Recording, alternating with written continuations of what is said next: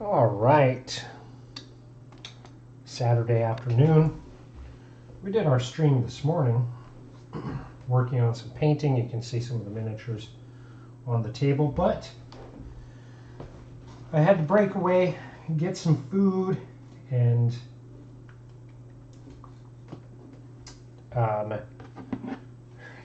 get some potassium in me, do a stretch. So took a break. I actually have one thing to do real quick while I'm thinking about it. And then I'm going to get back into painting.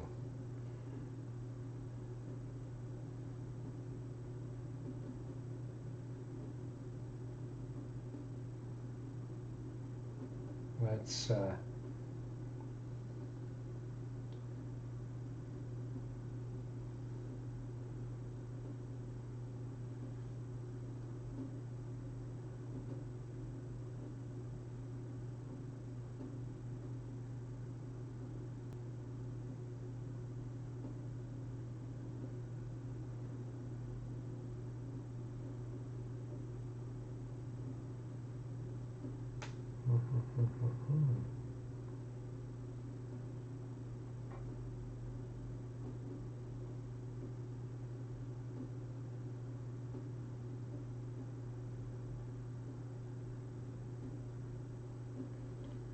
so I've got to get something ordered here real quick.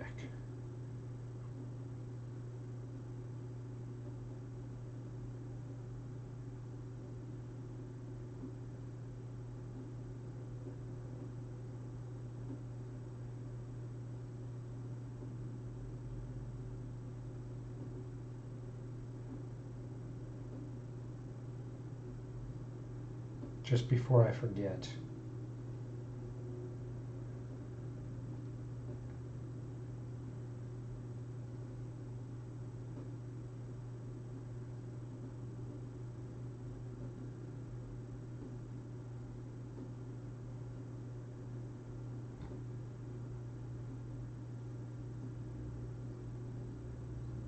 Okay, now we've gotten the shadow tones on our Ranger.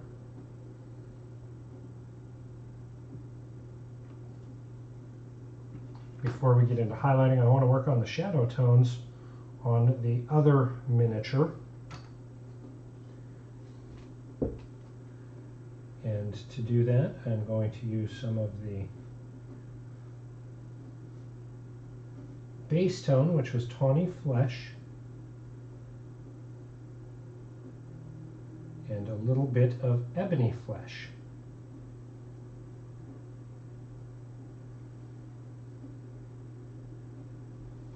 Mix that in.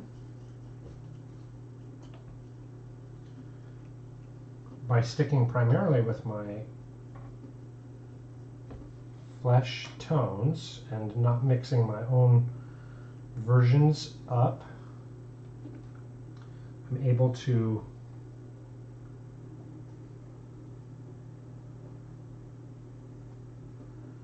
keep things really consistent in my tones and colors.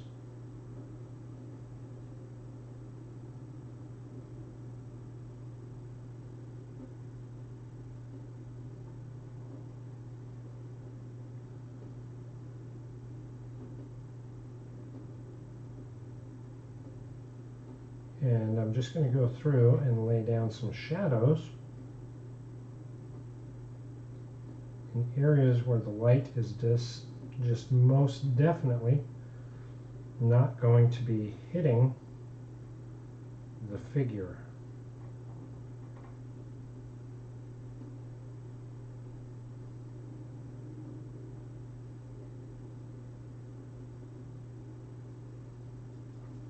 And as this dries, it will be very dark, and you'll see what I call the camo face. Because I'm not doing any stippling or anything like that, it will have very clean lines and very little transition in the shadow tones.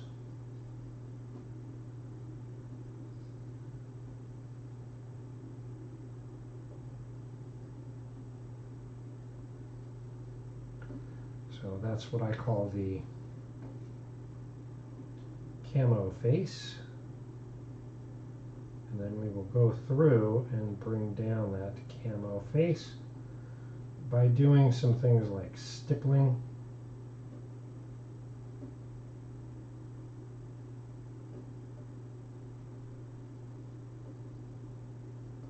Bringing our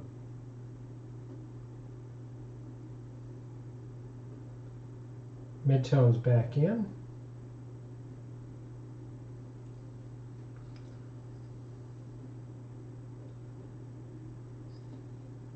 And ultimately recoloring those aspects that we're shading out.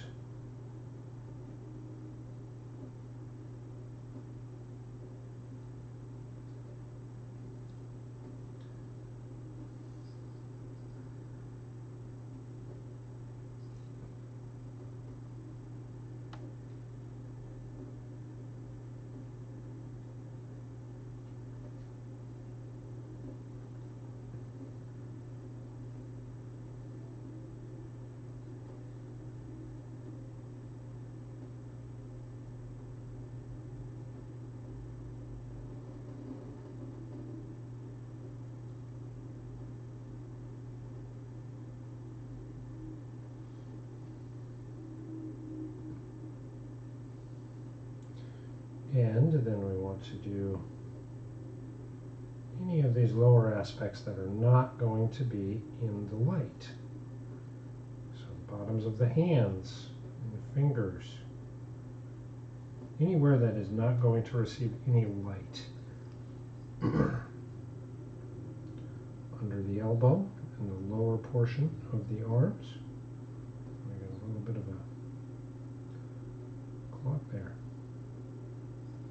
Now this one here I will stipple a little bit just so that my transitions will be a little easier to manage as I bring back up to midtones.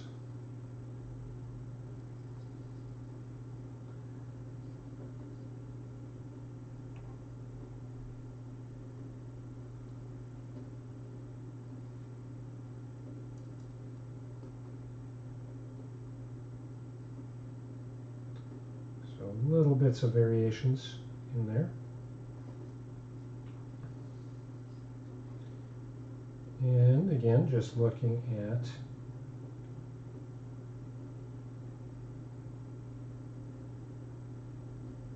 getting these aspects that are shadows are going to be the deepest in. Also want to make sure that I'm laying down some of this tone in the crevices of the finger.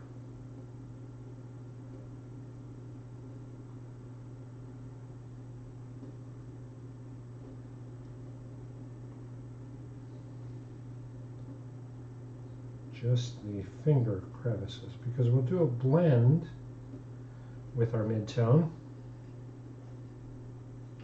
with this color in the midtone to then bring some of it back up. And then that's how we'll transition into our midtone.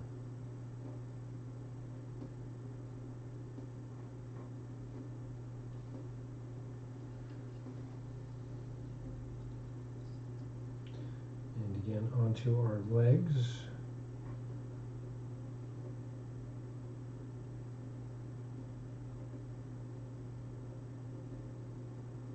A large portion of our under area will get this color.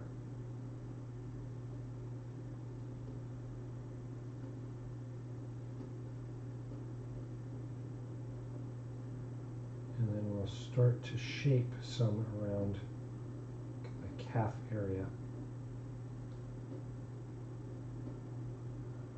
Again, with a little bit of stippling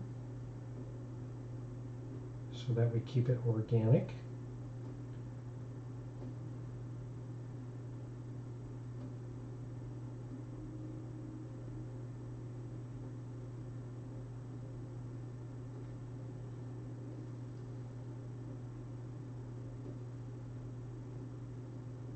wasn't sure if I was going to come back and stream.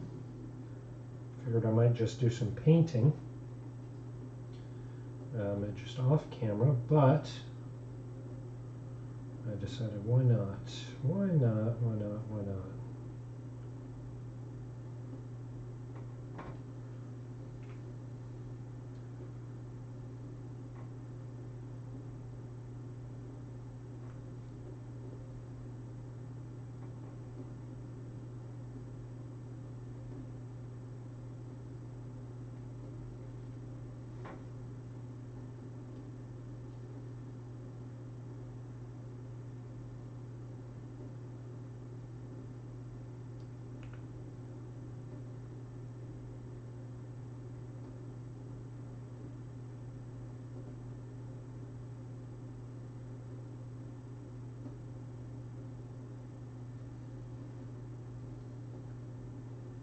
But I hope everybody is having a fantastic Saturday so far. Getting lots and lots accomplished. I am not. I do have to do some like laundry and stuff, and I've punted it, obviously, to come and do some painting.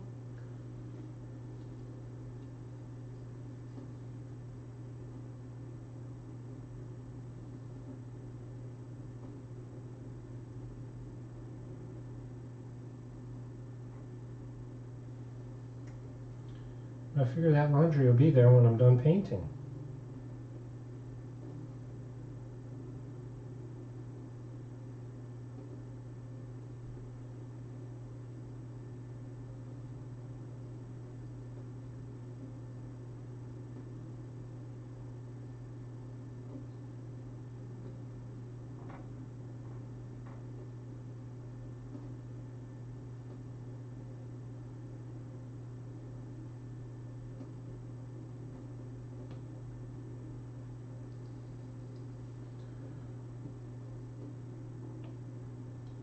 And I'm just going to go over this with a couple of these thin layers. Just make sure I've got my shadows nice and dark.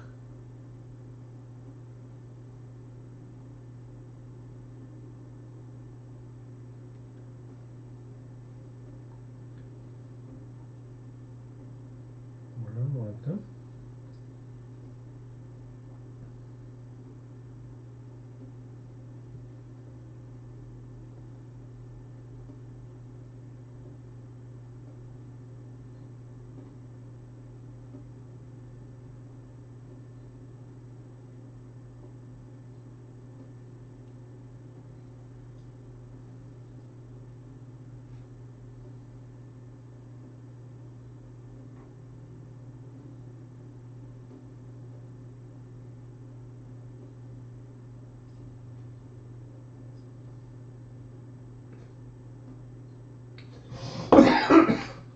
Pardon me.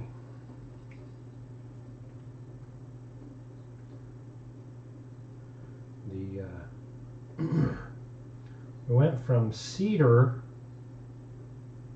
to oak. Pollens now are hitting pretty hard here in Houston. Set my allergies off pretty decent.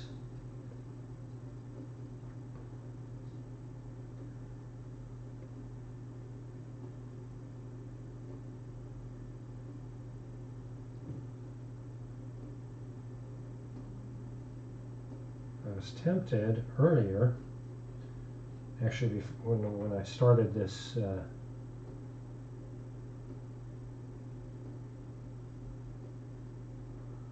this stream, I was tempted instead to put on a movie, but I decided against it, just to be able to do some streaming.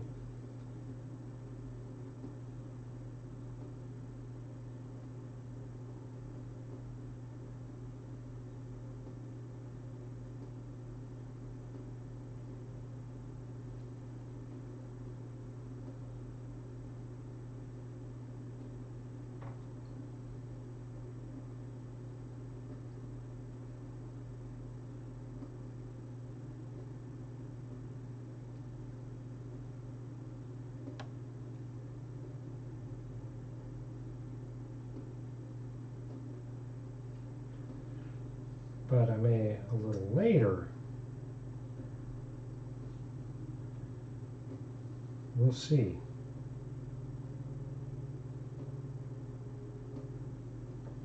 We will definitely see.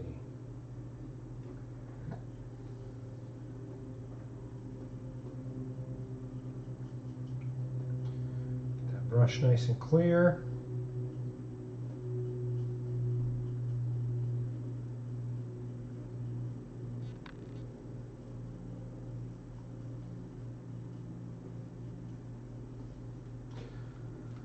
Now, if you didn't watch the streaming earlier,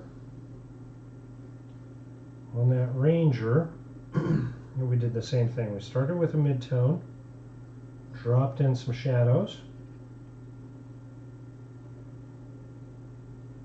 and then got it back up to mid-tones.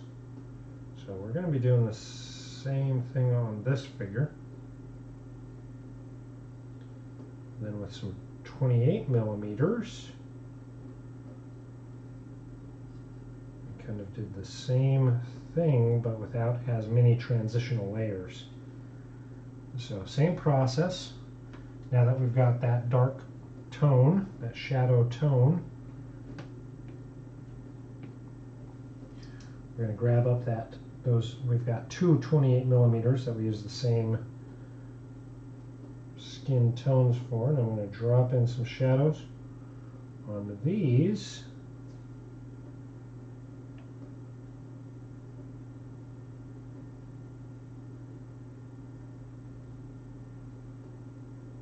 In kind of the same way. Where is the light not going to be hitting the miniature? So not as much, definitely.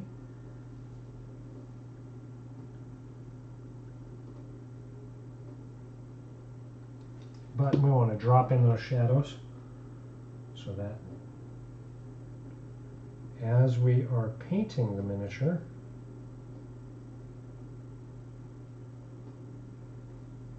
bringing it up to highlights, we've got good deep shadows.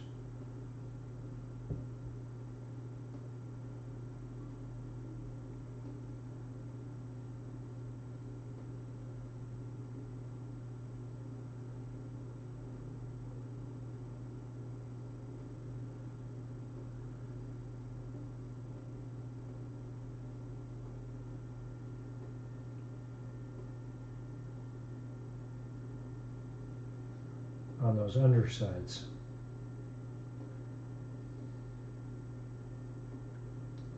The areas where we want good contrast.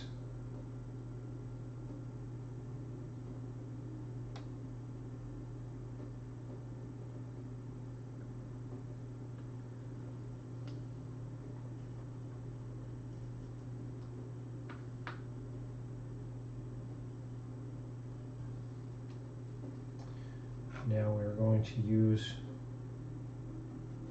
that same blend, but go halfway between that and our mid-tone. This is our transitional area. This is how we bring the shadows into mid-tones. So super thin and stippling in.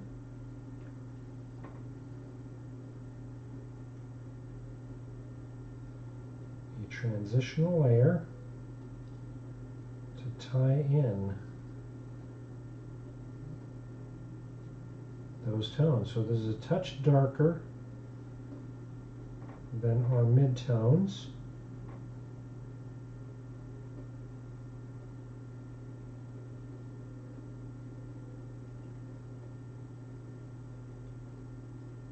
And a touch lighter than our shadow tones. Thin down so that we get good transition. Layer, layer, layer, layer, layer. That's the secret to this tonal flesh painting.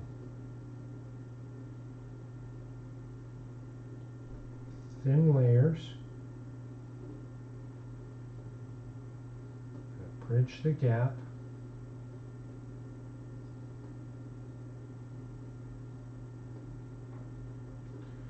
Between your midtones and your shadows.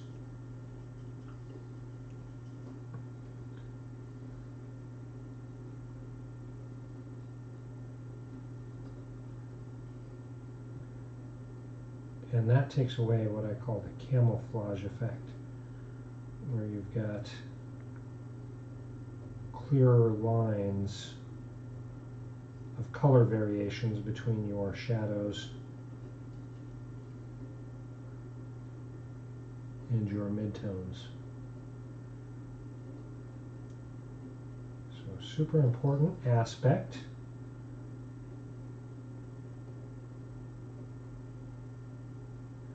Makes those transitions nice and smooth. I hate to say hidden. Hidden isn't the right word.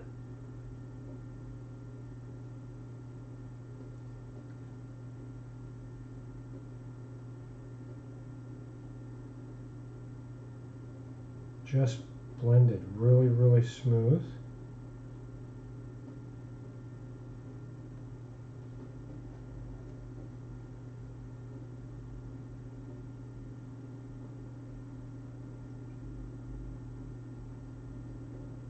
And it brings up those level of details a little bit better.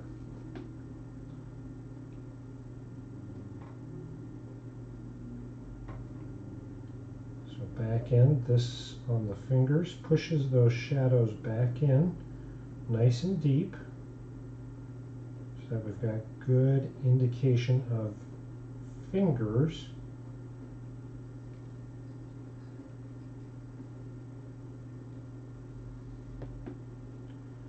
And then I also use this to separate the bones in the hand. So I lay in some shadows on the upper elements of the hand.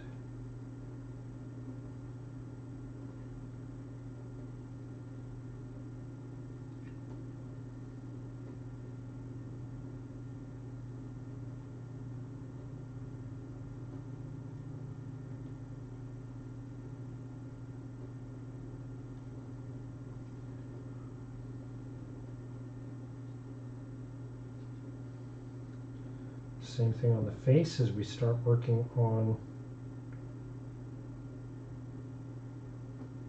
bringing up those areas of highlights that we're going to be working on with the cheekbones, the brows. We want these shadows to recess back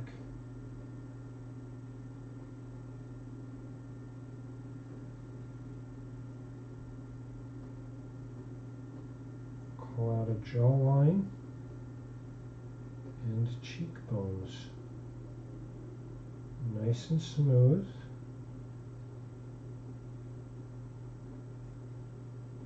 Same with the nose. Because we did put shadows on the sides of the nose, we want to make sure that the bridge of the nose and the sides of the nose are nice and clean and able to move up into our highlights. Same with that little bit that we put on the brow. And into the ears. Very subtle, but super important. And then into the neck. Same thing, we are just making sure that the shadows are the deepest aspect.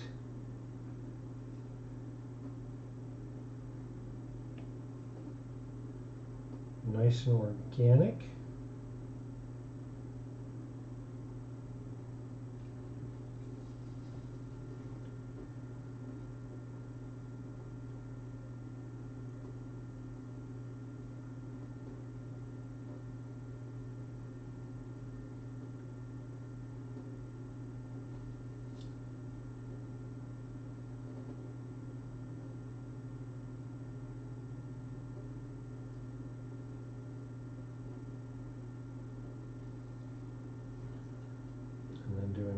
little bit of highlighting on the underside of the hand where you're going to have more detail showing. Even though it's shadowed, we'll have some areas here that'll have a little bit of this as a highlight. Even though it's a shadow color,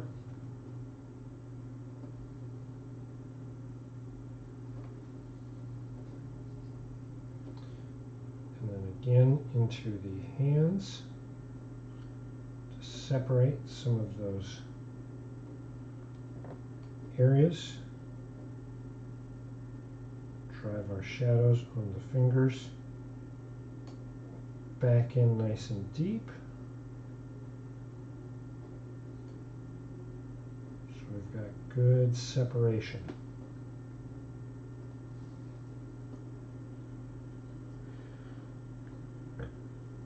Now that aspect we won't do on the others. And because we didn't do as much shading on like the legs, for this aspect, again, just nice thin paint back to our midtones. Actually going to thin that even just a touch more with another drop of water. Really thin, really thin. And then we just want to make sure that our midtones are organically connected, so that as we build up highlights,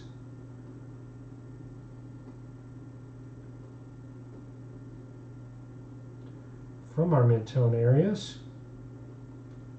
we're continuing to push those shadows deeper and deeper.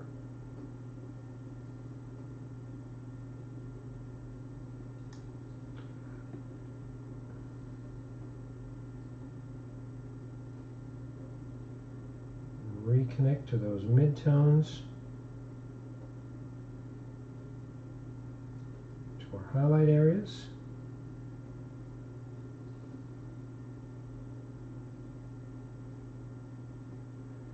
And our highlight areas are nice and smoothly transitioned.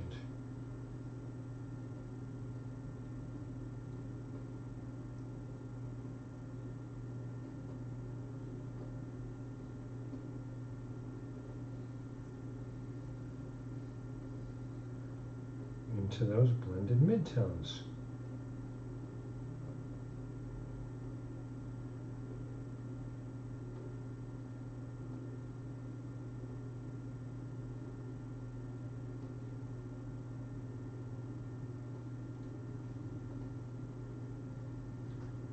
And then those midtones on things like the hands, I'm going to be using for dropping in those mid shadows deeper on the hands, and at the high points on the fingers.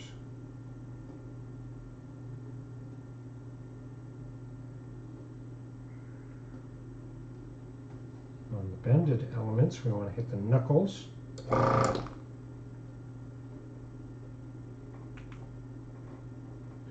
For some reason, it sounds like my a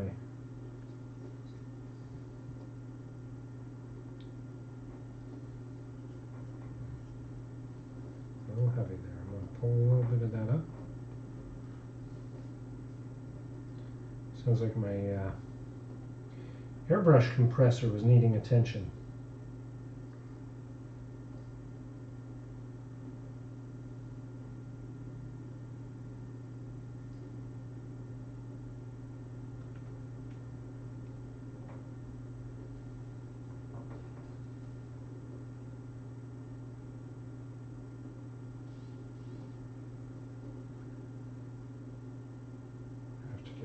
Once over here real quick and just check it out, make sure everything's okay, because I haven't used it since last night. So for it to get a little gumption going, I just want to and just check it, make sure it's all right.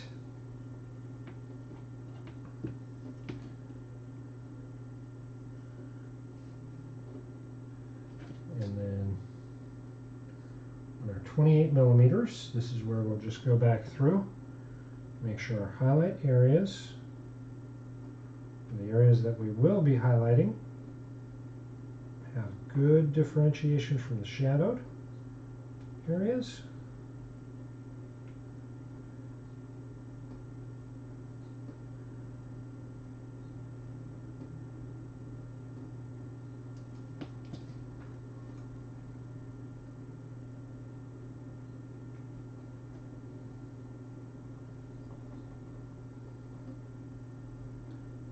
Things like their noses,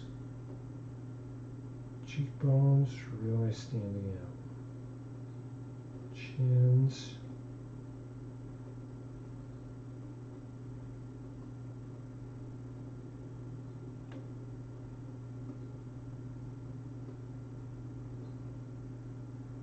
and the upper areas that are going to be connecting from the shadows for us to highlight.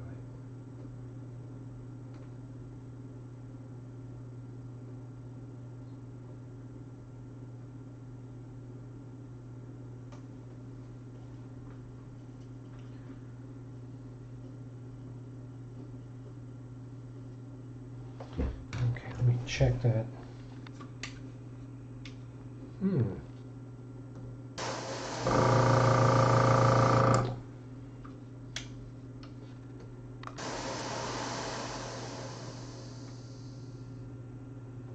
There we go, just gotta let the pressure out. Get a drink.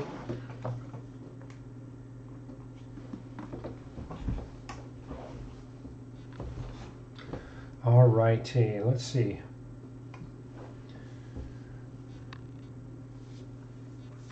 So, should we highlight the tanned flesh or the light flesh?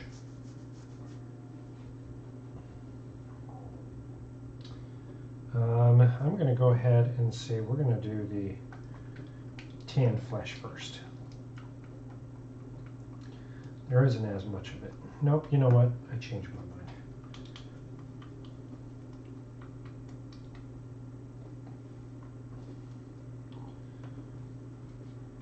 We are going to do our tawny flesh highlights.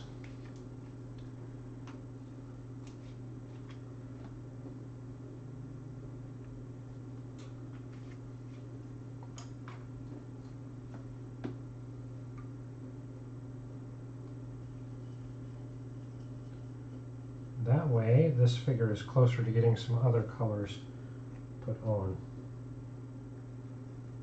So this is going to be a 50-50 of tawny flesh and fair skin. A lot of water put in to make it nice and thin.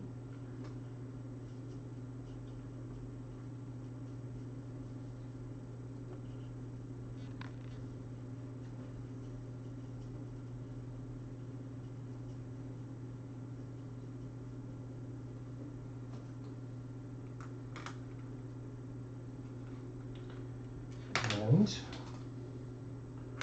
I'm going to move to my size 1 brush. Well, looks like I may have a package arriving. I'll have to run and grab it real quick.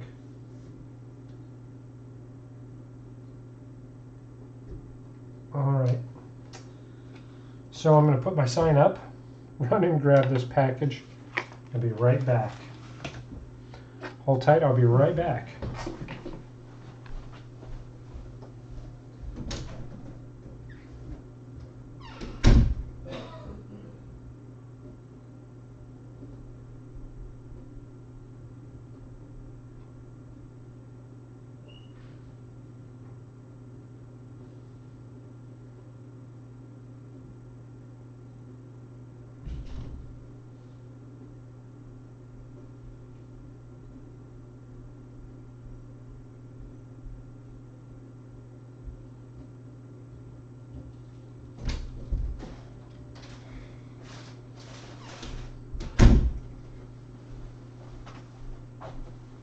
it is just me today. Generally, my wife would watch for any packages to come, but my wife luckily is able to go and visit kids and grandkids, so not here with us.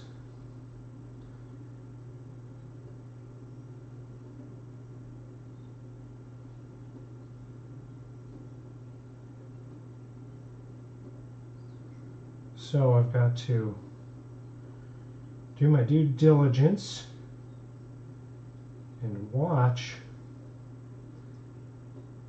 for those packages.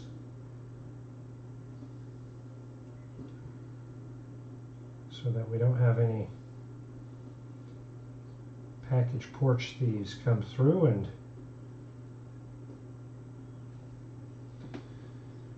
and take any of our stuff. It's a shame it's come to that in our day and age, but what do? You watch your porch.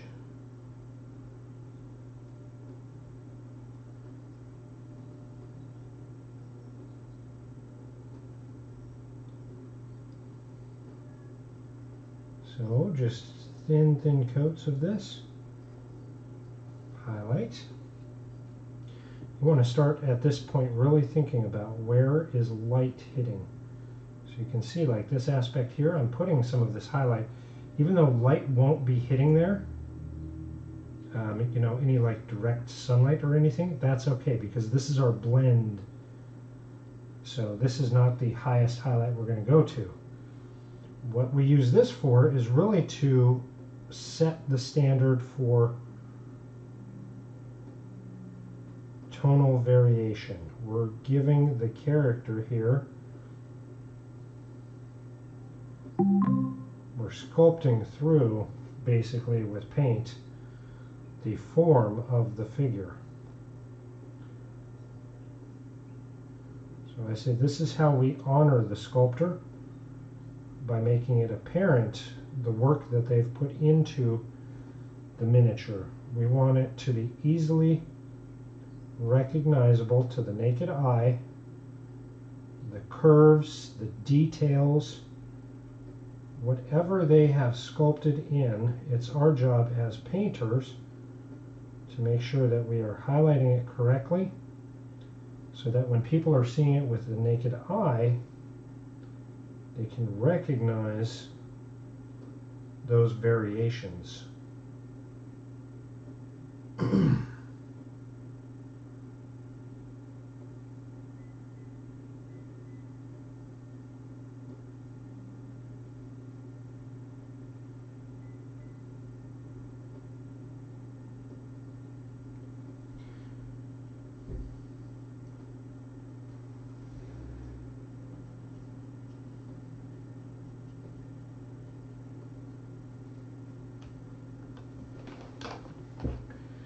Whew.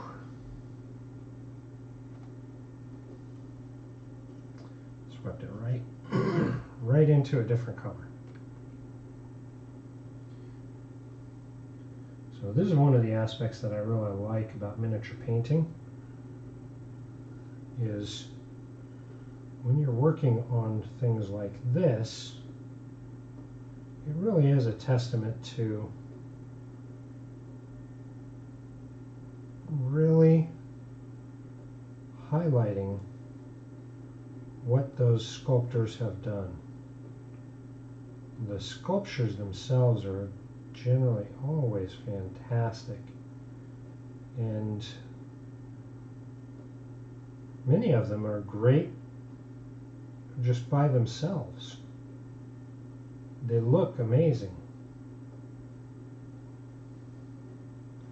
As a miniature painter, you get to really highlight what those sculptors have put on display. So we get to bring it to a whole new element as miniature painters.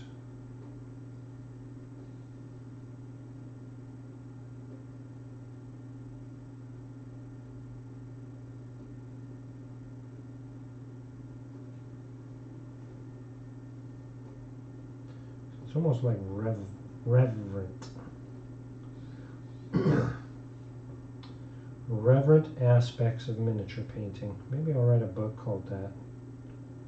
Maybe not. I don't have the time for it. Maybe someone could write a book called that. I think it's a great title.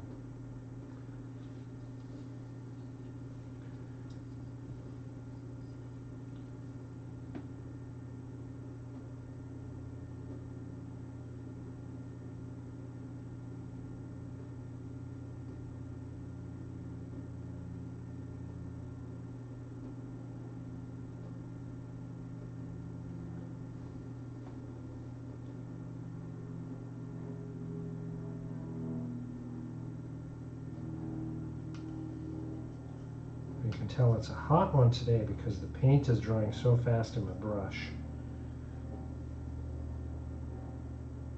Even thinned out. It's drying pretty fast, so gotta make sure we are keeping our brush nice and clean.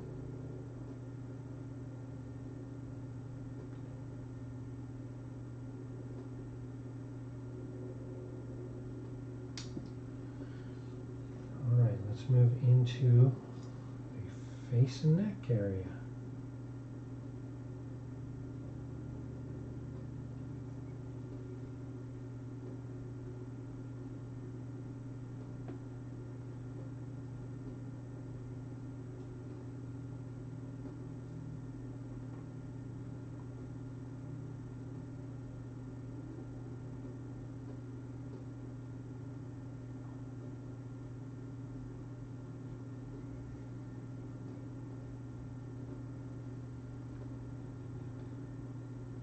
This is where we're really going to start seeing the biggest variance because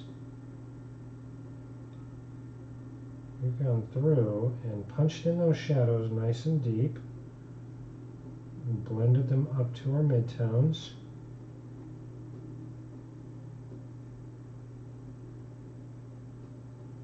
Now we really get to see the form of this miniature come to life.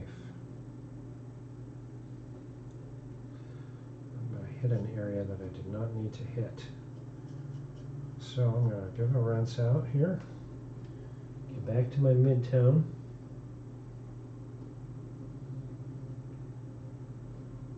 Thin that out a little bit. My midtone. Just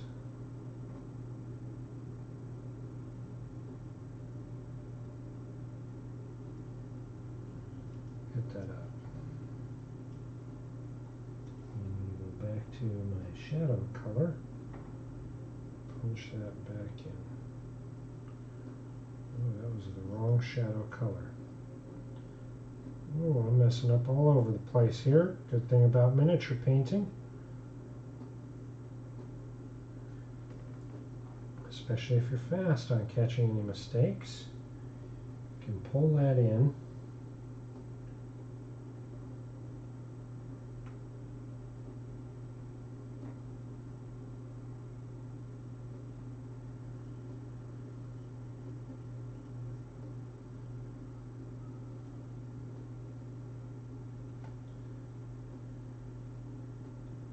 And get it nice and clean.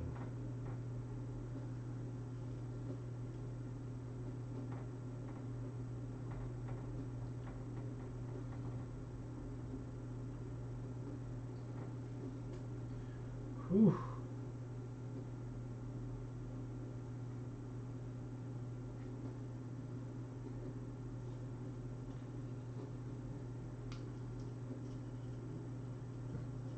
Give that just a moment to dry. And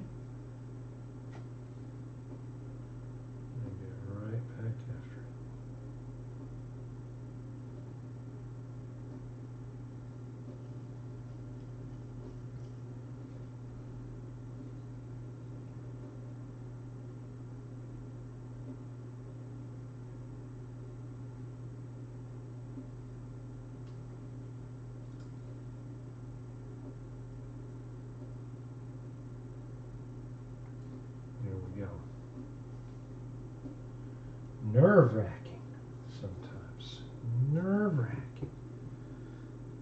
right, back to our highlights.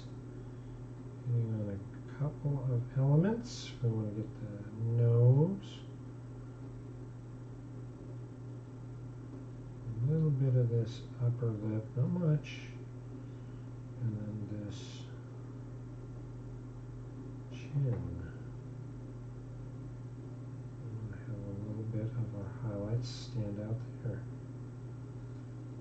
And then this side, just a hair because of the hair.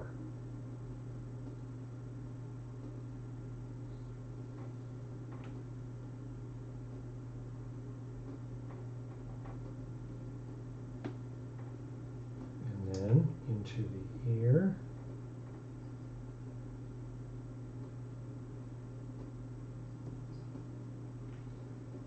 Back of neck.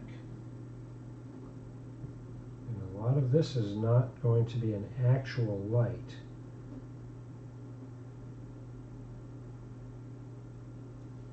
But because it's not a flat surface, you still want to show these variations in tone to really highlight the figure. Now, before I go any further, I'm just above my mid-tone. I'm used to having my paints closer. Bear with me. Let's get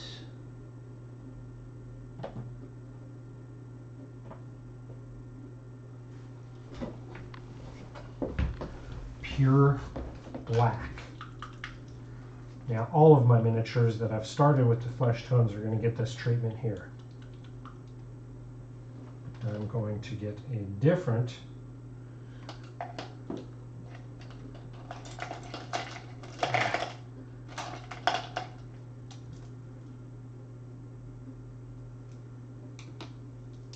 that's my size 0.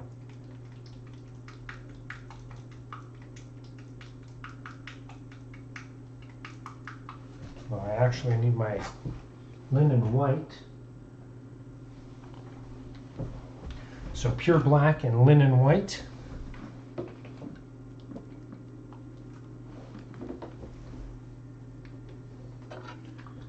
going to mix these real quick.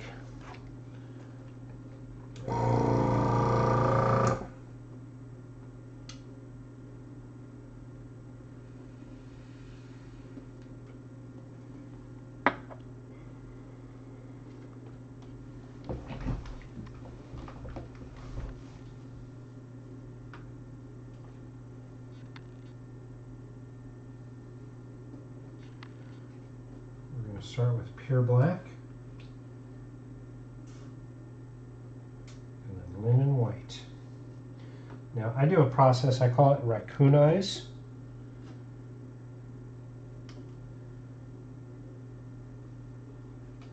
And I'm actually going to start it on the smaller miniatures.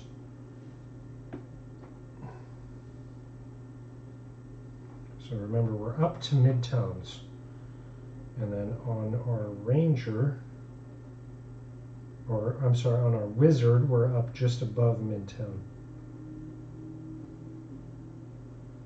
I'm going to go in and paint the entire eye black.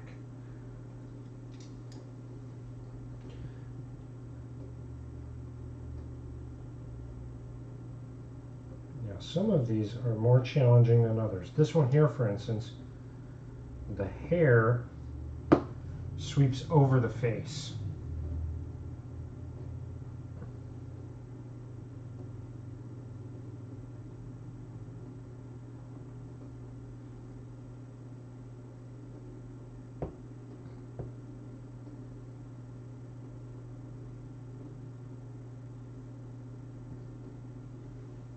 But I go through and I paint the entire eye socket.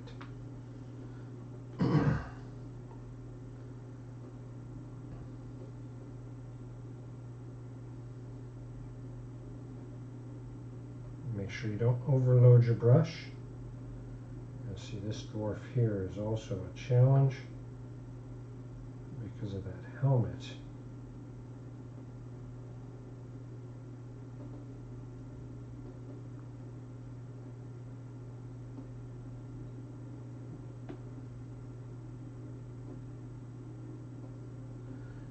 brush with a really good point. That's the biggest trick on eyes.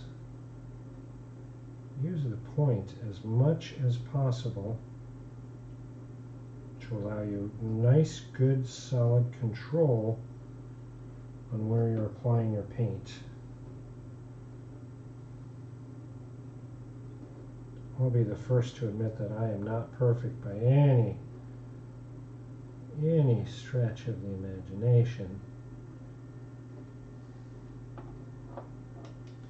And I rinse my brush off in between each one because I don't want dried bits in there.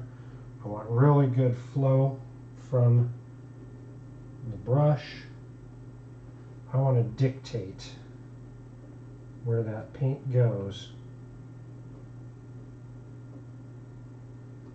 as much as possible.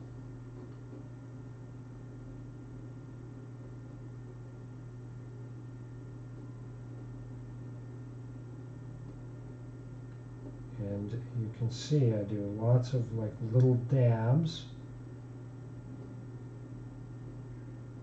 to make sure I get all the areas covered that I want covered.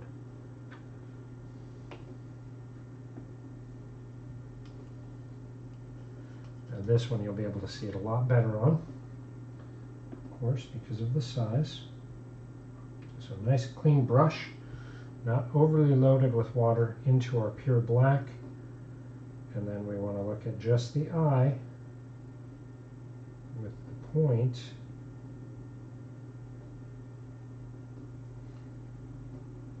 And apply the black completely over that eyeball.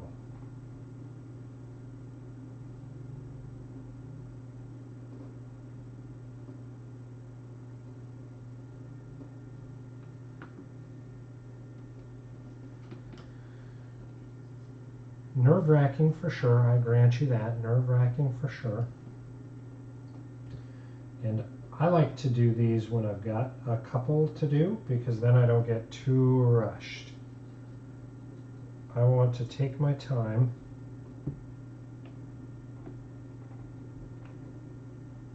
and do the best job possible.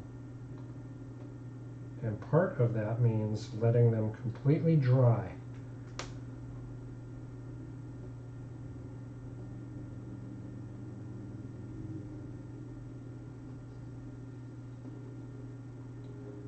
So with that black color on there, I want it to completely dry before I go to the next step.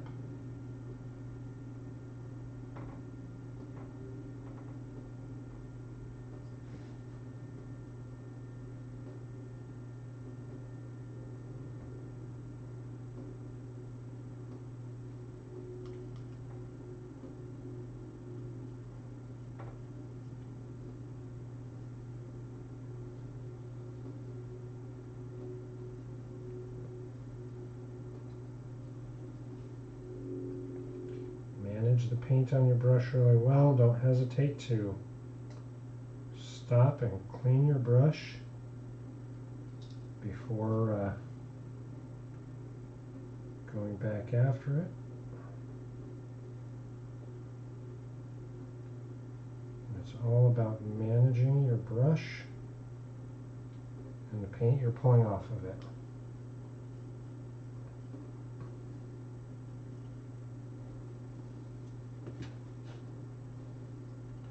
In addition, we have not done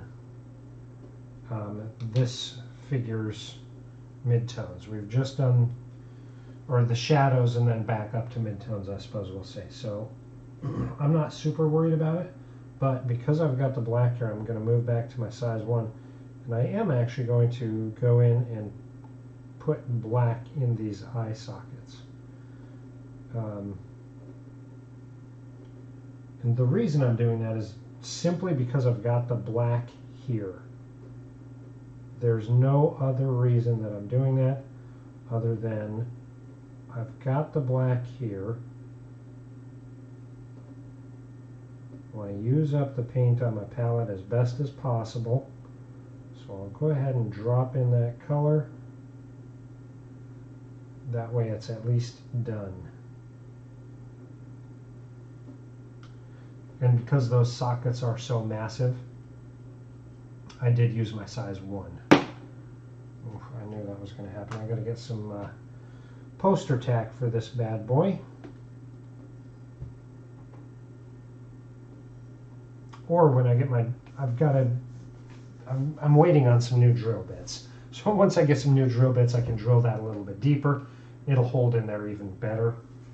Just the drill bit that I have was not conducive to me getting him flush to that base. But process-wise, process. One thing at a time. All right, so I'm going to start back here with my linen white. Now I'm not thinning these out of the pot. I am just going with their standard flow, and I am going to, again, try to manage as best as possible. I want to start adding some linen white to the eye socket, leaving the black around it.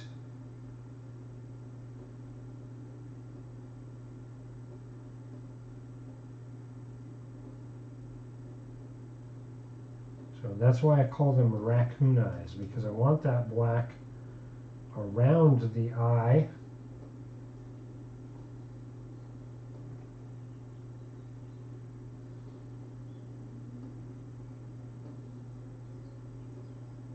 Because that is going to give me that definition that I'm looking for.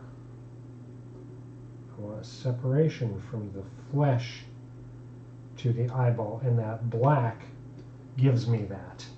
If I don't have that black and I just put linen white right over flesh, it is a different color. However, it's not so varied that it's easy for the naked eye to distinguish.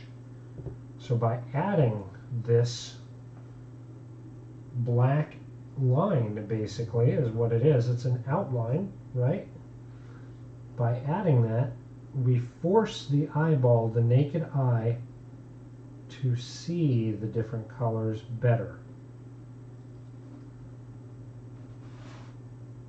And by doing that, our naked eye can then see the eye, and we get compliments on how well we do eyes. We really don't. I don't anyhow. I feel like my eyes are horrible. But there's distinction between the features of the face and the eyes because of that black line. And we're not done yet. We're not done yet. We've got a long ways to go on these eyeballs. But that is a fantastic way to step up your miniature painting.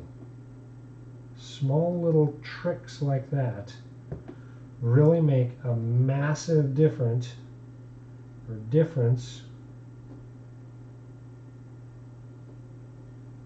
to your miniatures. Massive difference.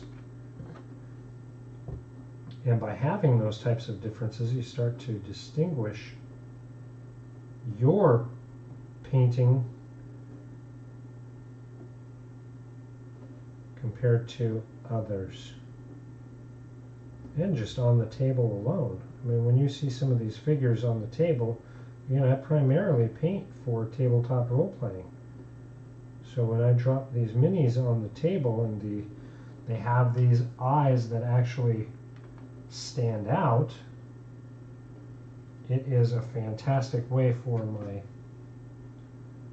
players or customers to know that I've actually taken the time and effort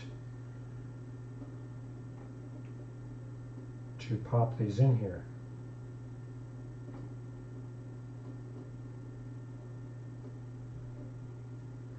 Again, a lot of it is about your brush control. I know not everybody has great brush control. I know there are people who suffer, you know, challenges with everything from shaky hands to just all different kinds of things. But if you can muster this brush control,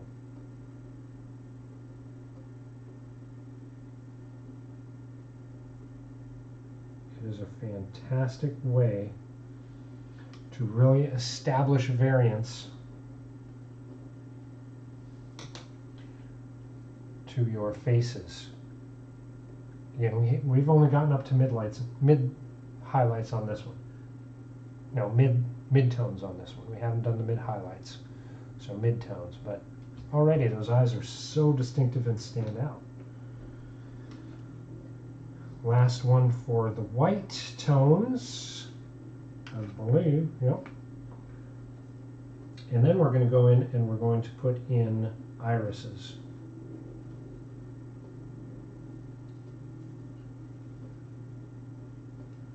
Now, depending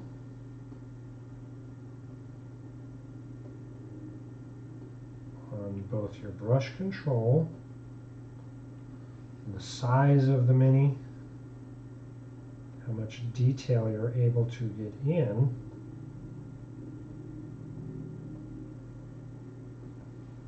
could do stronger colored irises.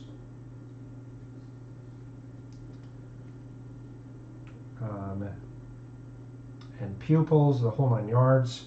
A lot of it really depends on the miniatures that you're doing, and again, your brush control, how much you can get into details on things like eyes.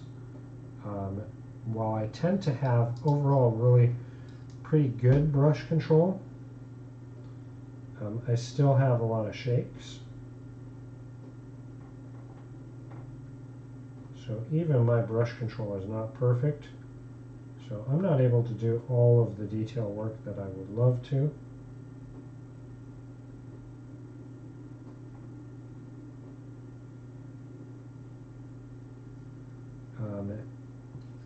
But that's okay.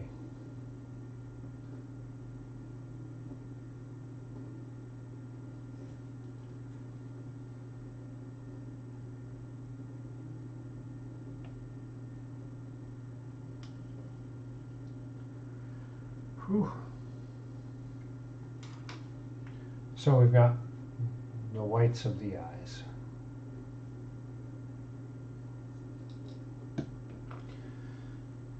Now I'm going back to the black. And again, just very thin. Here's what I'm going to do. I'm going to start on one side and I'm going to drop in a pupil. Then I'm going to turn it upside down. You've seen me turn it upside down a few times, and that's because it is easier to balance the location that you're painting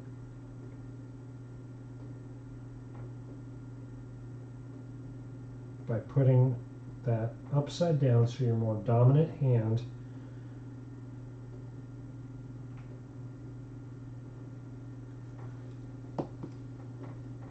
is on that side.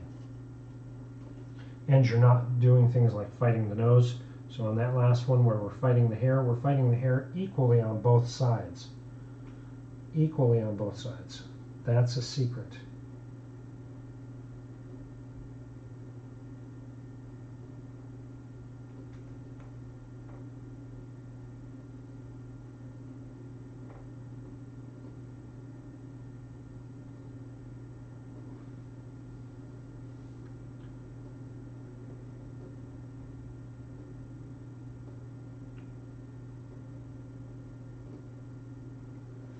And it allows us to get a pupil there without having them look like they're doing cross-eye or anything like that. We're able to really establish where is this figure's eye looking. And well, you want to look kind of at a, you want more of the, you want it heavier at the top rather than at the bottom.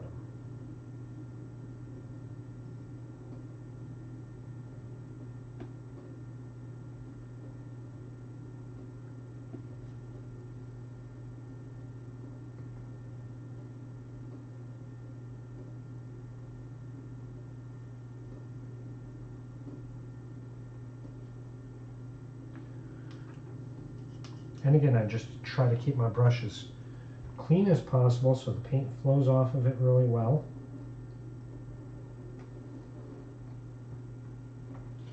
Now this one is going to be super, super challenging because it's so deep in there.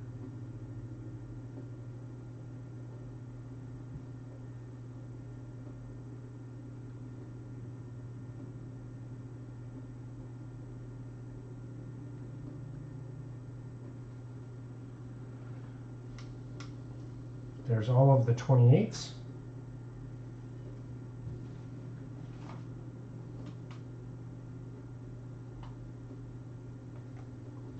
Now these ones here we're starting to get into bigger sizes, so we could start popping in color. But I still always start with black.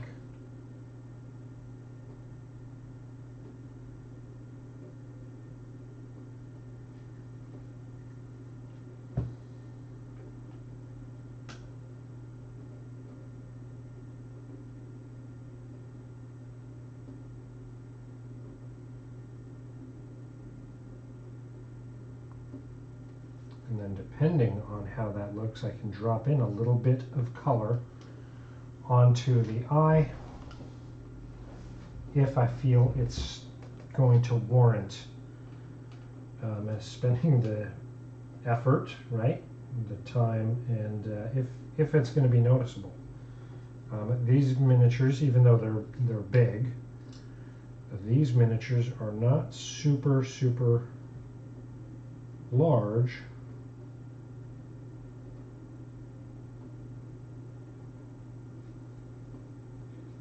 So I don't know that they will need color.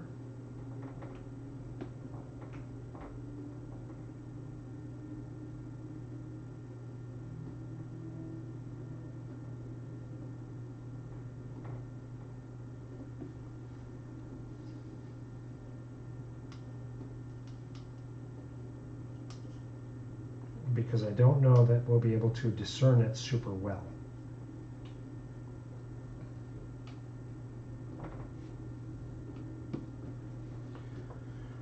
Whew. And just like that, we've got eyes on all of our miniatures. I'm going to keep going up with some highlights here.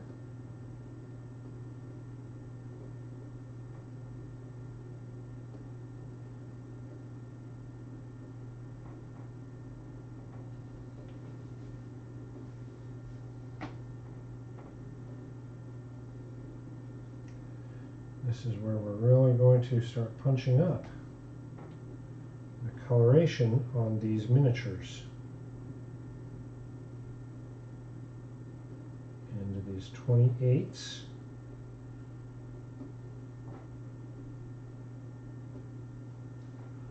We'll get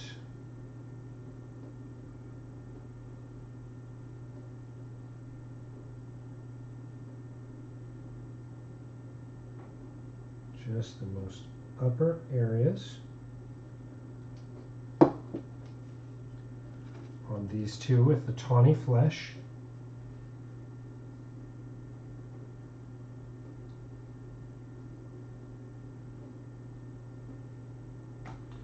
And just using my size 0.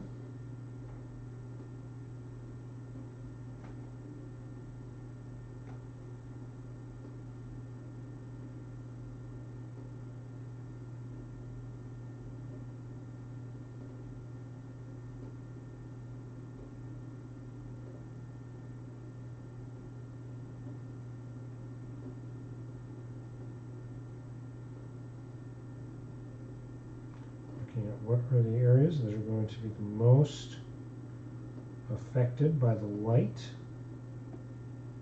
that we want above our figures.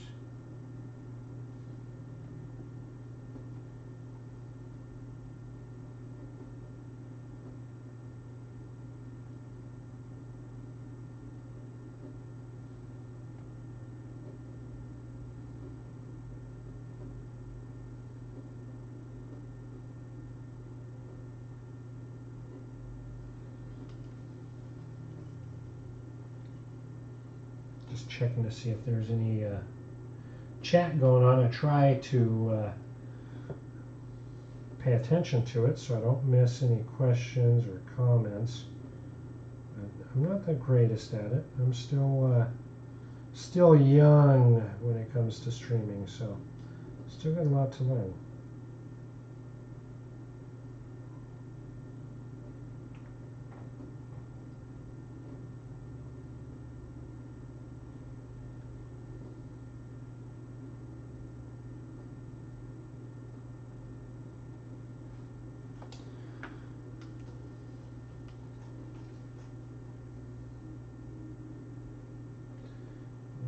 And then into our larger wizard.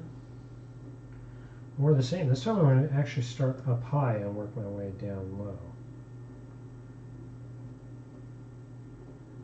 Now this is the second to last highlight I'm going to do. So I'm actually going to use some of this and mix it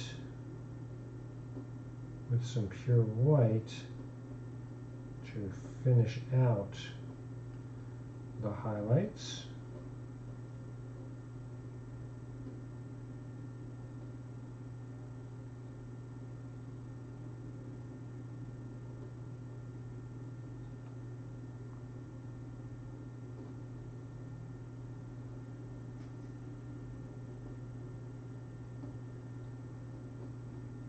And so this is the second to last highlight we'll do on this figure.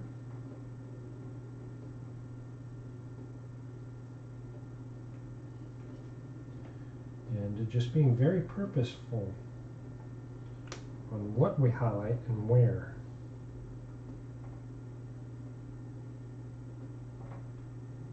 And a lot of this comes with practice. The more practice you do, the more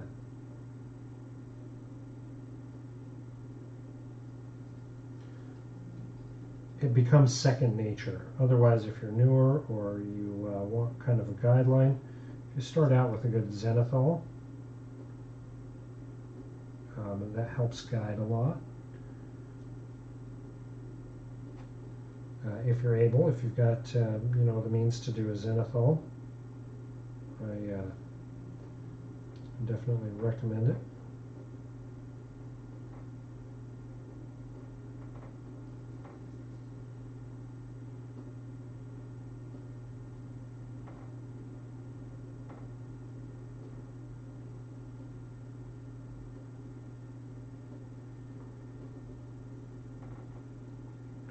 If you have any challenges on where to do your shading and highlighting,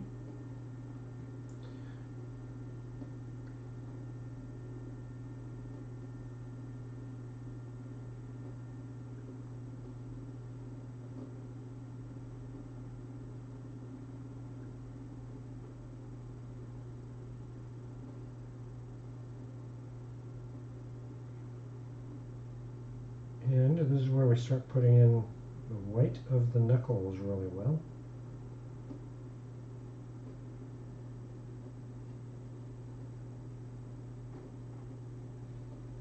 So we've already done a little bit of that on all of the fingers, but this really shows the tightness. So small little bits just on those knuckles.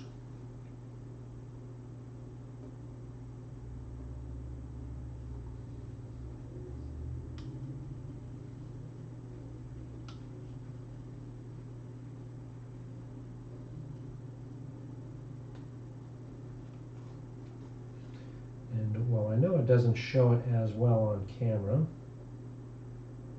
we're really starting to build up those high points on the face. Really give this figure a very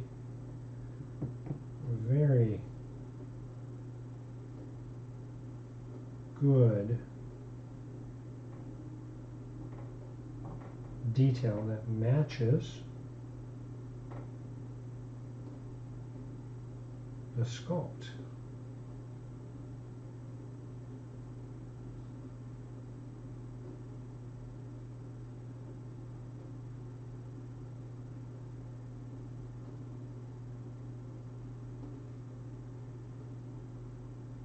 just highlighting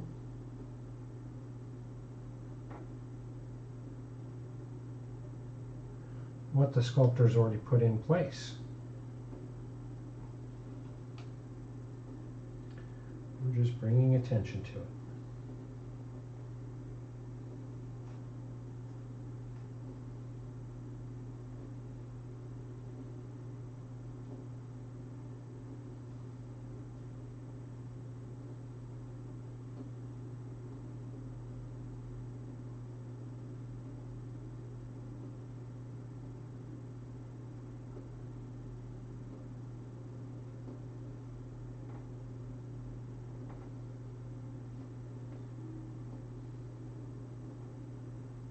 And not being able to see those transition lines means that we've done it really well.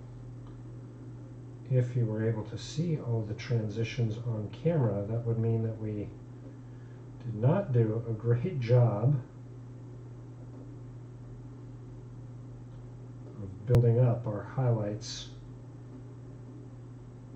very well.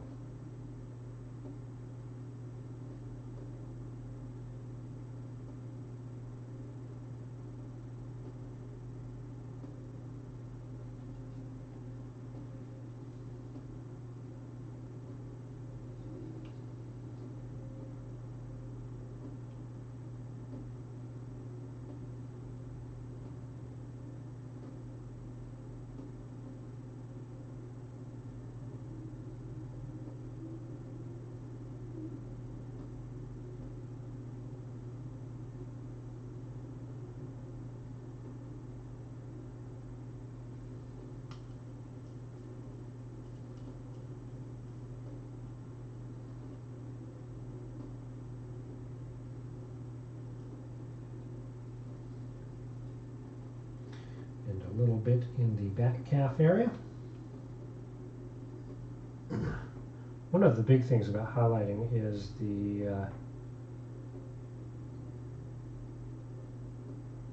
it does get less and less and less, so you don't have to do as much each time.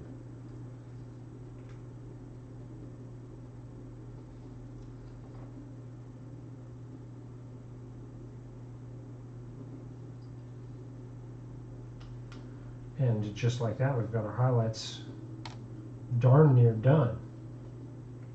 Darn near done. Now I'm going to use a little bit of that linen white and our highlight color, fair skin.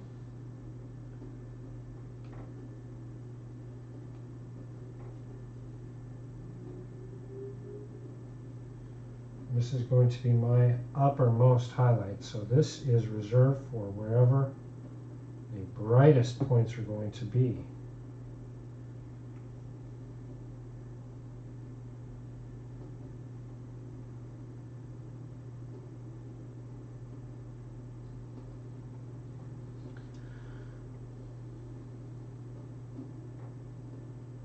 And not much.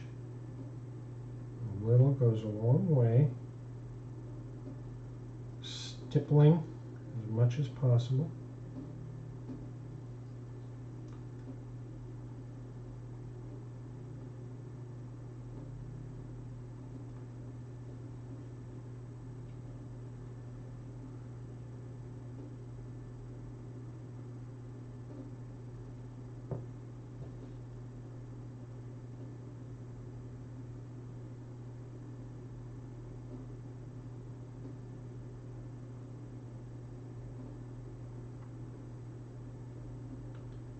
Nice and thin.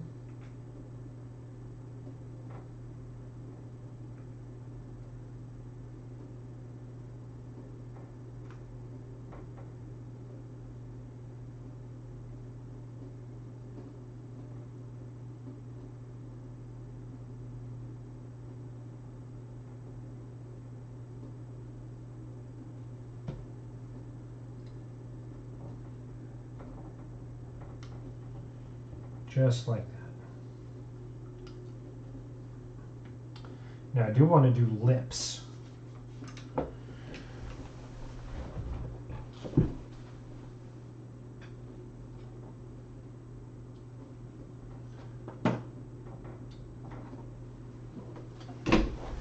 So for me, lips are an important aspect of miniatures.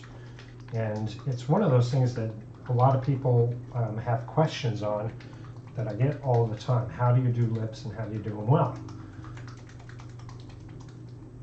So that'll be the last aspect we do on this miniature before I call it a day. So I am getting a pink. So this is just a breast cancer awareness pink. There are lots of pinks that you can do. The biggest thing that I caution people is not to go red.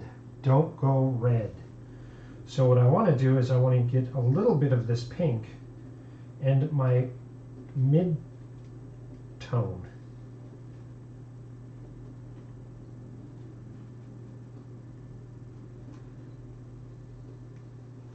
I'm going to thin that down a little bit, and this is just 50-50 pink and mid-tone.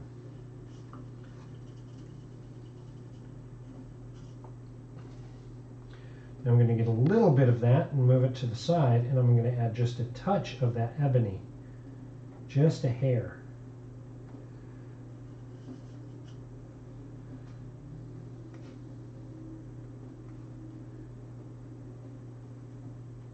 So I've got two tones of pink.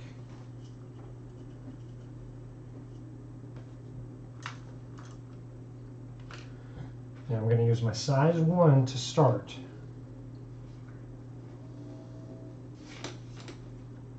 The darker tone.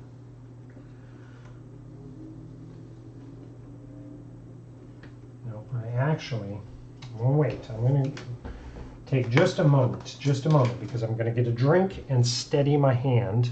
I'm going to mute the mic. I'll be right back.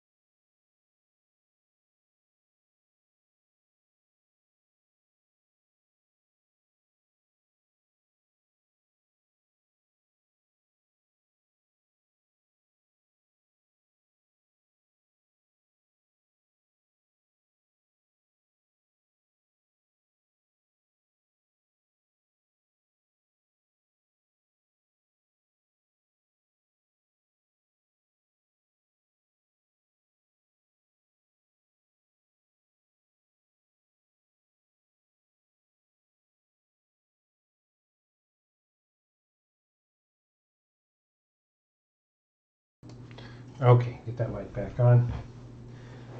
Good drink. I want to make sure my hands are as steady as possible for this aspect. So I'm going back to my size 1 brush.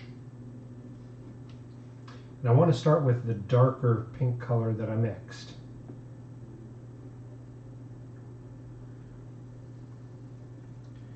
And I actually am going to go through and do the lips, upper and lower,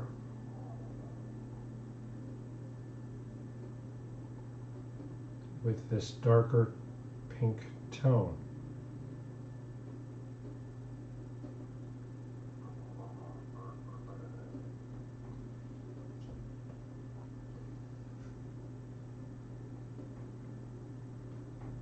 And just a hair, I want good flow.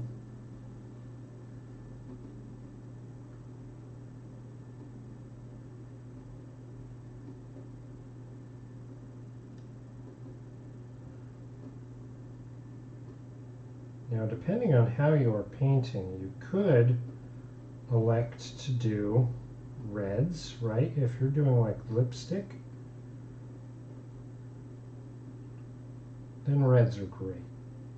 But for me, I'm wanting to go a little more like naturalistic. She is not wearing lipstick. She has just got raw lips.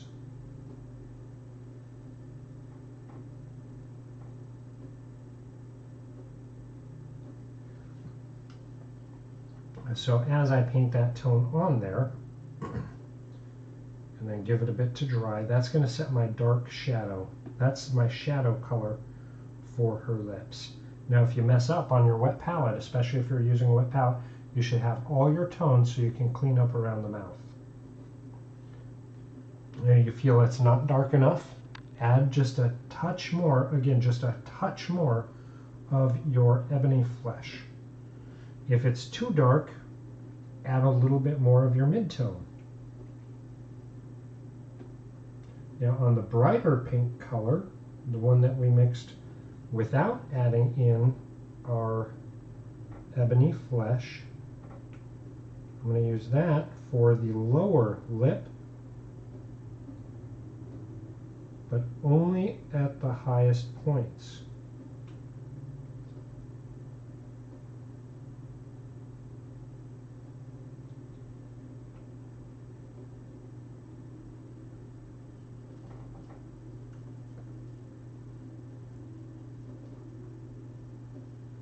So that starts to drop in lips that are a very natural tone and color. I don't know how well the camera is going to capture that. When you see this on Instagram, you'll be able to see it much better. Once it's done being painted, it will be posted to Instagram. But that gives us a very natural color. Now that same process is exactly what I do when I'm painting things that are not flesh toned as well. Same exact process. If you're doing goblins or ogres, something where you've got a different flesh color, to make them be a little bit more organic in the ears and like under the nose, paint a little bit of that, or even around the mouth, to make it feel a little more organic and alive. I guarantee you it's going to drastically change the way you look at your miniatures. So with that, we've got the skin tones on this figure done. Just like that, we've got the skin tones all done. So the next aspect is doing these, doing the underclothes. And I'm actually wondering if we do if we don't do these as an off-white, but we match it to this upper area. I'm trying to decide. It's got this funky like halter thing on the upper end that's almost like a vest, and then into sleeves. If we do these and the sleeves the same color, maybe.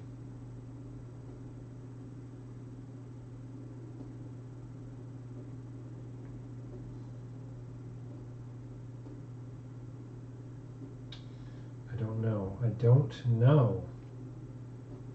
Having so many challenges on thinking how to do good bright colors. Like I said, the hair I am going to do blonde.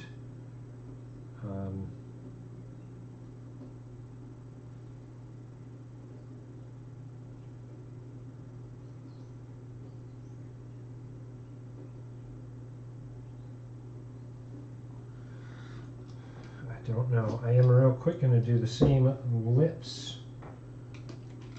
But with this time I am going to use my size 0 because these are 28 millimeters. Let's go ahead and do their lips here. Now 28 millimeters, generally those ones I tend to do a little bit more red, like they're wearing lipstick, and that is just to make them stand out a little bit more on the table. But I'm going to keep the same process here and just give them pink lips. Because I've got my colors already mixed, they're ready to go.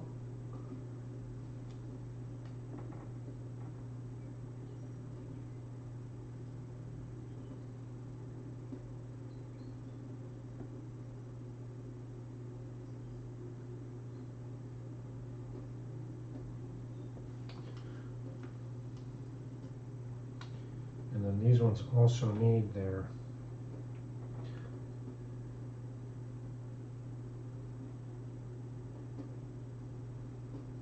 I just want to check and make sure that we do highlights really, really good.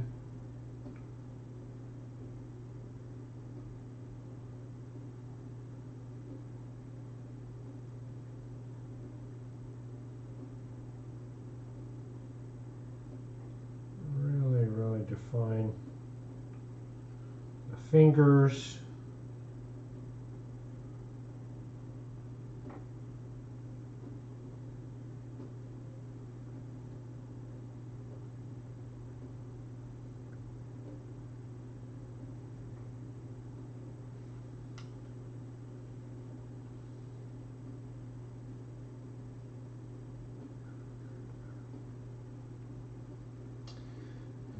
Brighter pink.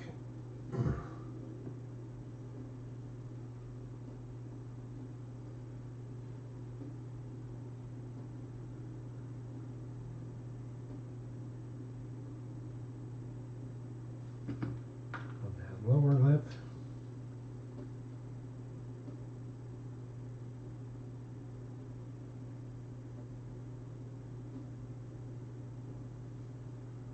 Nice. So those ones we can start working on other elements anyhow. I'm going to go ahead and finish doing some highlights on my tanned flesh figures, because those highlights on the other one came out really good. And before we go to a break or anything, I'm going to keep doing some highlights. Get a quick drink here.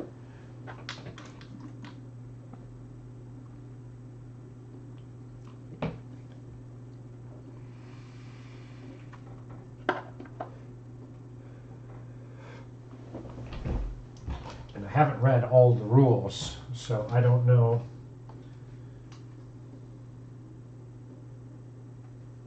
if you can vape. But I do. So there's that. All right, so I've got my mid-tone, tawny flesh. There we go. Now let's get stark naked.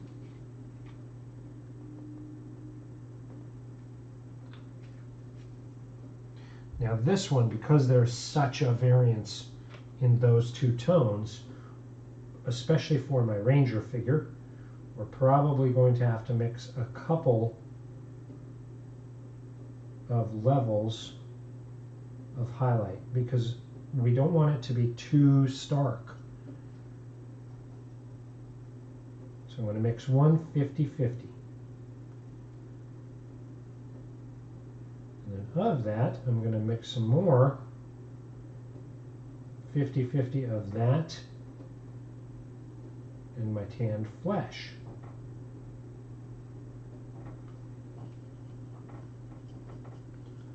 That way I've got progressive highlights, not just super stark.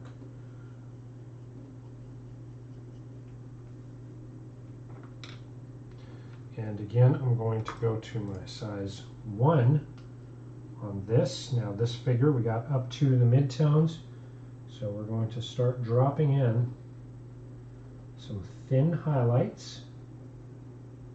And this is 75%, about 75% tanned flesh, 25% stark naked.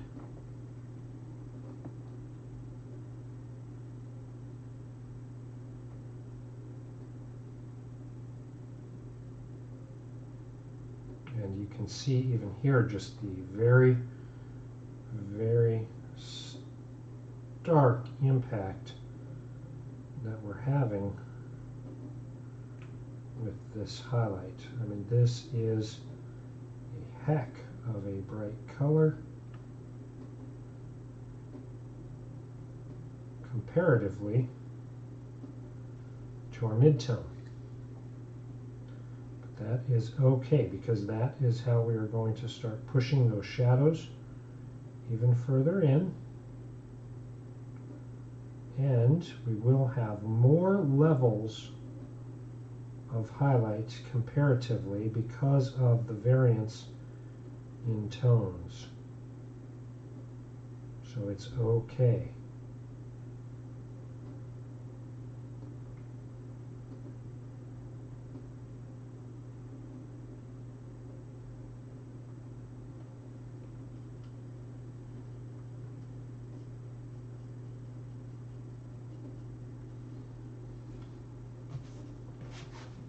Get this out of here.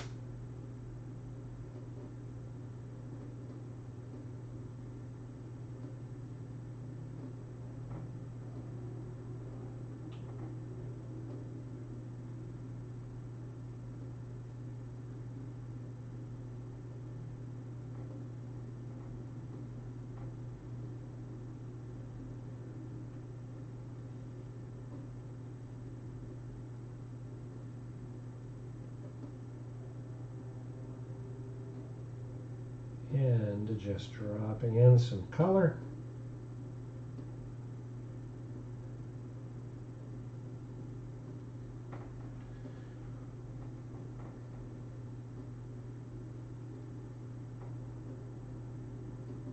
And on this aspect here, this is what I call a mid-highlight. I call it a mid-highlight because you're not at the highlight yet. This is just a midtone that is got some highlight to it.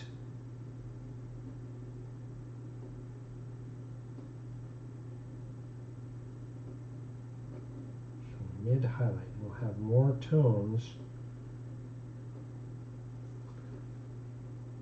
leading up to the highlight.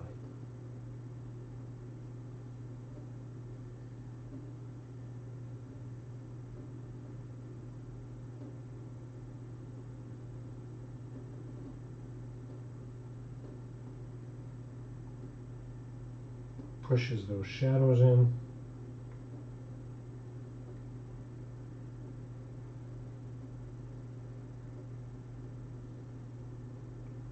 Gives us good separation from dark to light.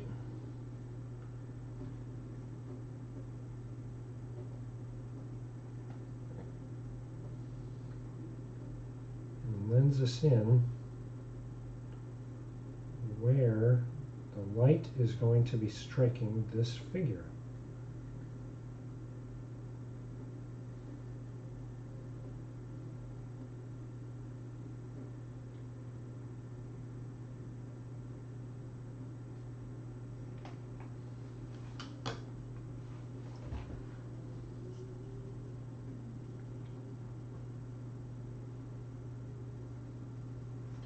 Now I'm going to go to the previously blended one where we had it 50-50.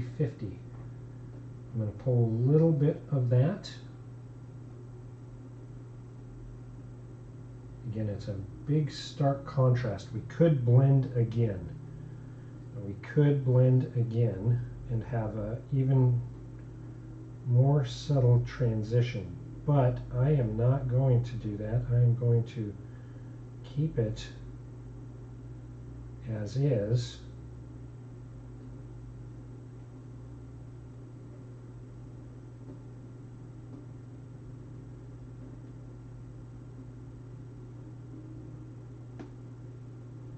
because I don't want this figure to get without these highlights. I don't want, while subtlety is good in many aspects, I don't want it so subtle that we can't see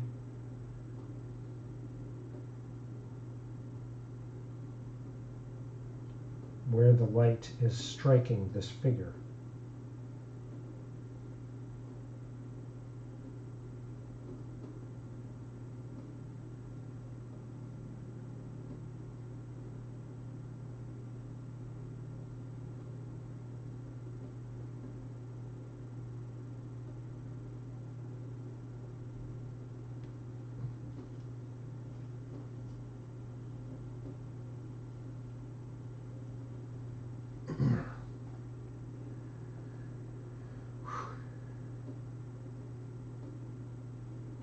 Well, we have been going at it today, haven't we?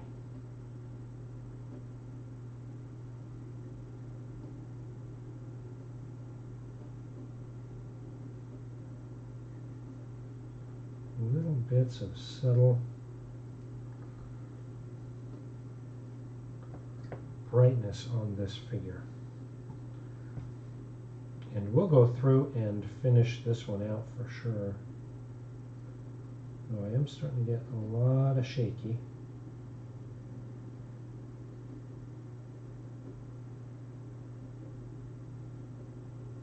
Probably go and eat something here in a moment. Again, I know you're thinking, you just ate a minute ago. Yes, I did. I had 2 bananas. Great for potassium, but I need a little more. Need to get some proteins in me. Let me keep going for the long haul.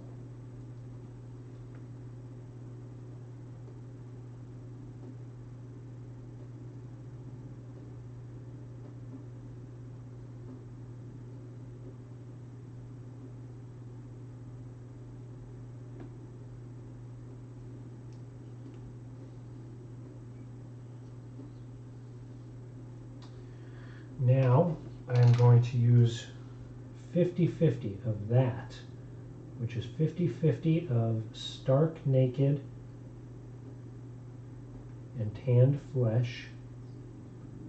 I'm going to add in a little more of the stark naked.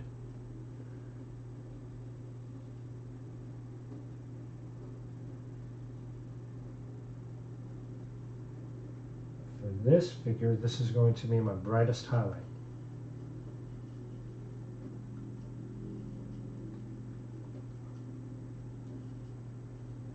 Go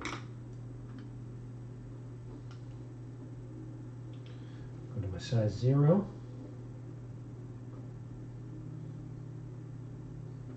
And this is going to be on areas that are the most highlighted.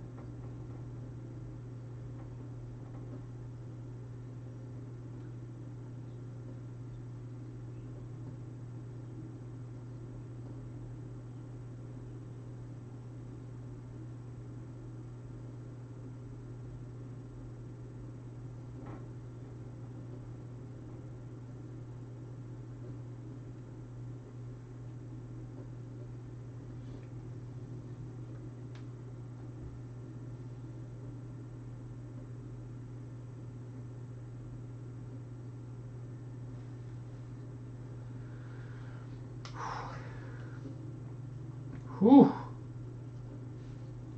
I know what you're thinking. We haven't yet done the lips. I know. I know. There's my mixer. There we go.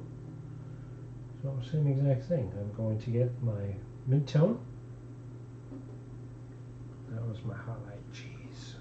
I tell you what. Alright, so I'm going to get my mid-tone. I'm running out of palette paper here. I'm going to get my pink. 50-50. Going to mix that in.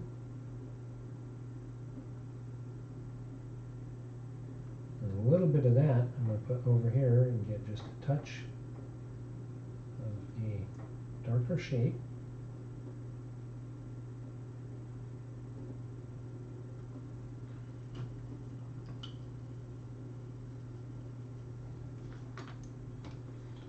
Get my size 1.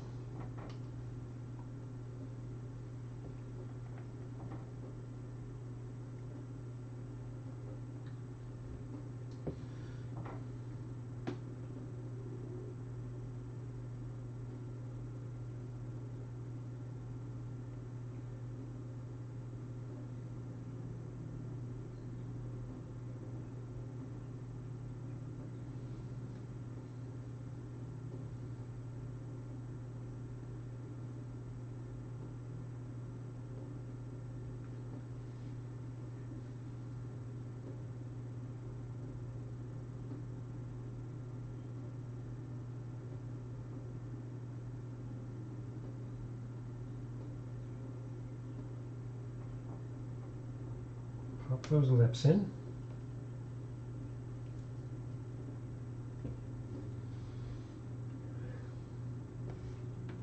Give it a moment to dry. Again, I doubt it's going to show super well here on screen, but when you see it on Instagram, it'll capture a lot more detail.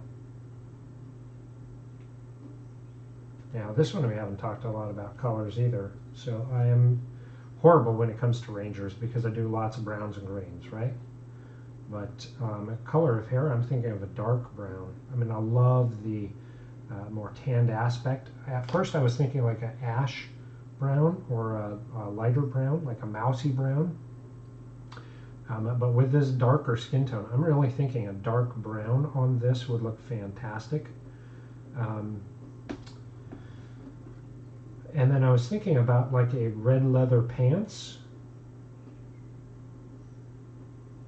with like lighter brown boots. And then do I incorporate greens in the shirt with leather van braces? See, Rangers are always to me so challenging. Should I do better colors like blues? You know, make the tunic be bright blues, like sky blues. There is a ribbon in the hair, which allows me to bring in some bright colors. I could do some of the fletchings in bright colors. But yeah, it's kind of challenging with Rangers because I would rather they be in those kind of browns and greens, those nature colors. So I'm a little biased on that. But I don't know for sure. I'm just not sure. All right, those lips are dry. Let's go with our brighter pink here. Again, we're just finishing out the lips before we call it a good time to stop.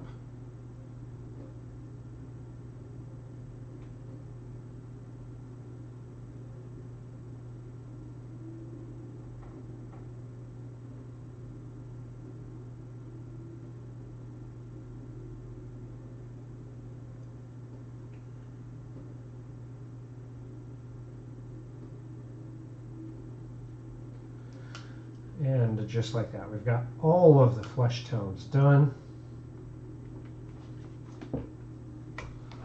For our big ones, I did not do my little minis for their highlights. Let's do those real quick.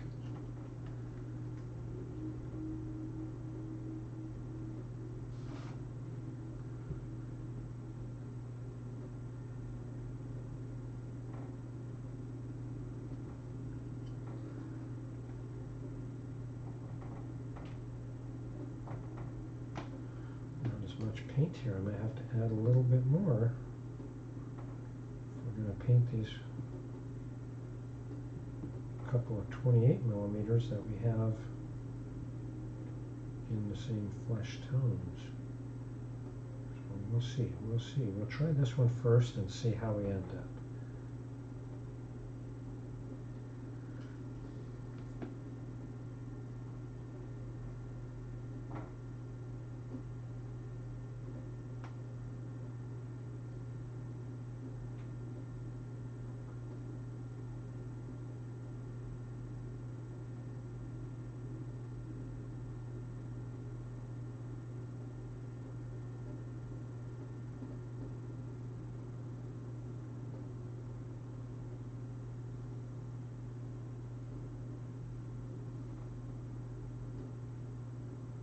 Luckily with these ones here, we only have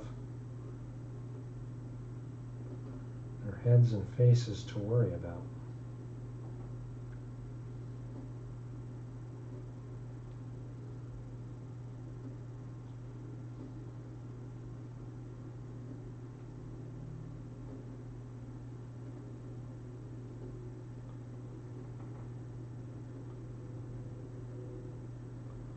But I do want to do them justice, right? We don't want to do anything half-ass.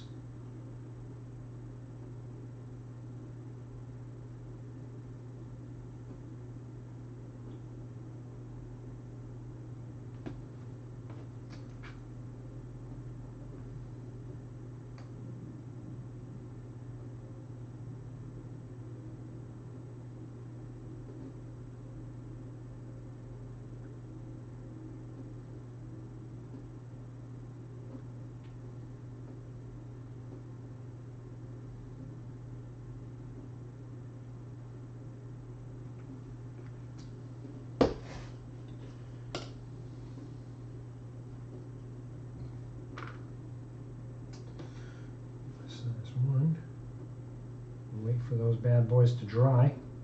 This one I am going to give him a red. He's got this fancy mustache. I am going to give him a big old red mustache. I do have to do some freehand on the fabric as well. I have not yet decided what that's going to look like. And we shall see. Wait for this head to dry. Doing that, we'll make sure this is nice and flowy. This is our highlight for these figures. This is as bright as these ones will go.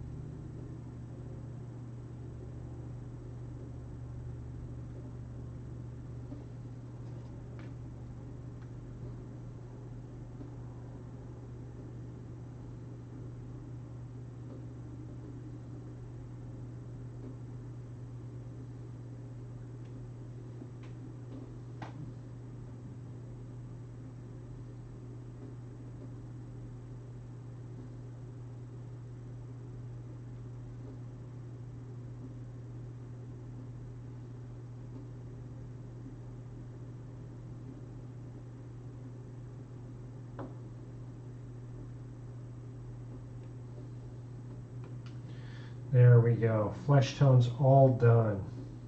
All done.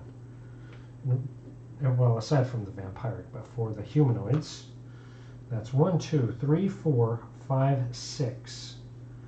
And 2 very large miniatures. So 4 28 mils and 2 display mils that we've got all of the flesh tones done on.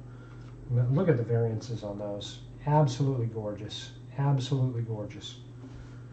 Super exciting to see those starting to come together and really, where's my, really show the variances that you can get with a couple of different colors. Absolutely gorgeous. I am super happy with our progress today so far. Today is my painting day, so it's very probable that I'll be painting again later. If anybody is watching, you're welcome to come back, check it out. We will be off schedule, but I think I'm having a lot of fun. I do have some choring to do, of course, because we are adults. We have some choring to do, so got some choring to do, but hopefully be back here painting shortly, and hope everybody has a fantastic Saturday.